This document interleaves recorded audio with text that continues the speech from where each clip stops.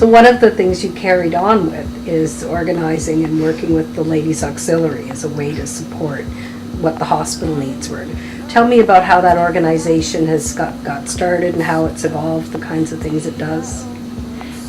Yes, we have had previous to this auxiliaries that would try to get started. We would always seem to fail for strange reasons. It didn't appear that it was meant to be. But this time, with that in mind, we took our business very seriously. When the new hospital was built, and we were starting an auxiliary to help the new hospital, and there were many items, things in the hospital that were needed. I took it very seriously, as did many other people who became auxiliary members. And we had, at that time, a fantastic auxiliary. And we have today an even more fantastic auxiliary.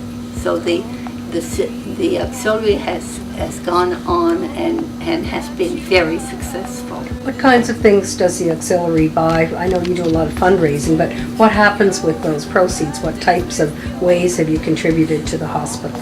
Well, the money is all for the hospital. And we like to think that patient comfort is our focus. But we buy almost everything that you literally see around a patient at the hospital. The auxiliary has purchased.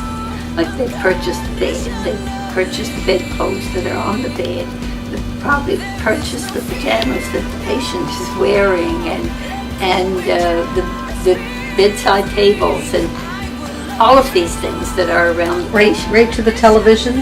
And oh yes, the televisions, of course, were one of the first things that we purchased. Yes, and then made sure that they had cable on the television as well. One of the successes that I've seen in your strategy comes from knowing people all over the county. You know, you've got phone trees and captains and people everywhere. And your years in public health took you everywhere in this county and created those kinds of relationships. Has that sort of brought a strength to the auxiliary to draw on people from not just the village, but throughout? The catchment area, as we call it, yes, it's probably the biggest strength for our auxiliary. And coming from public health, as I was at that time, I knew many people out in the catchment area, and they were invited to be part of the auxiliary, and any event that was taking place, they were invited to be part of it. And of course, with donations of money or donations for our bazaars or whatever it might be,